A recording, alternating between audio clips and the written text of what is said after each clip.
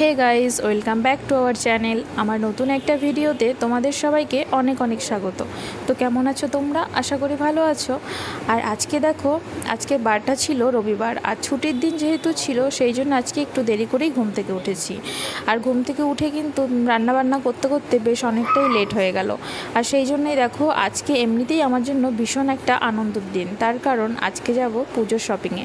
আর সেই জন্য তাড়াতাড়ি করে ফ্রিজ থেকে ইলিশ মাছ বের করে নিয়েছি। আর দেখো, লেজটাকে ভেজে নিচ্ছি, তার কারণ আজকে বানাবো ইলিশ মাছের লেজের ভর্তা। আর সেটা তোমাদের সাথে আজকে শেয়ার করব না, অন্য কোনো দিন শেয়ার করব। আর এমনি মাছগুলোকে দিয়ে বানাবো ইলিশ মাছের ভাপা। তো আমার বাড়িতে ইলিশ মাছ আনলে বেশিরভাগই ইলিশ মাছের ভাপাটাই বানানো হয়, তার কারণ হাজব্যান্ড ইলিশ মাছের ভাপা খেতে বেশি পছন্দ করে।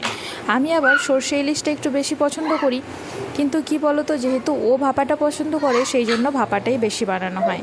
আসলে আমরা মেয়েরা এইরকমই, তাই না? নিজেদের পছন্দগুলোকে গুরুত্ব কম দিয়ে অন্যের পছন্দটাকেই বেশি গুরুত্ব দিই।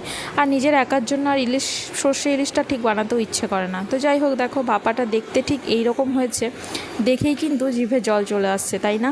আর আজকে না আমার একদমই রান্নাবান্না করতে ভালো লাগছিল না, সেই জন্য আজকে সব ফাঁকিবাজি রেসিপিগুলো করব।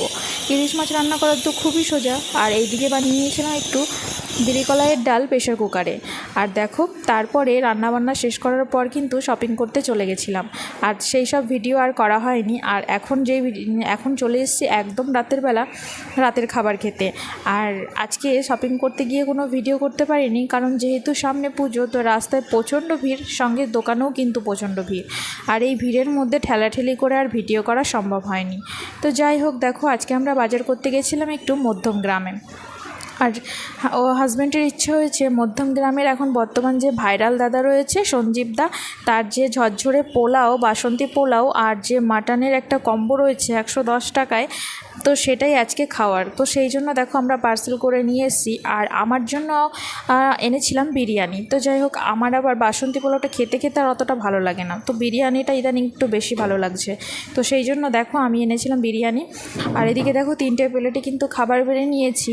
আর বাবা কিন্তু বলে দিয়েছে একদম তার ছেলেকে যেন এই গরমের মধ্যে বিরিয়ানি না দেওয়া হয়, তাকে যেন বাসন্তী পোলাওটা দেওয়া হয়। তো যাই হোক, ভালোই হলো, কারণ অর্ক এমনিতেও এই বাসন্তী পোলাও খেতে ভীষণ পছন্দ করে। তো যাই হোক, এই ভিডিওটা এখানেই শেষ করছি।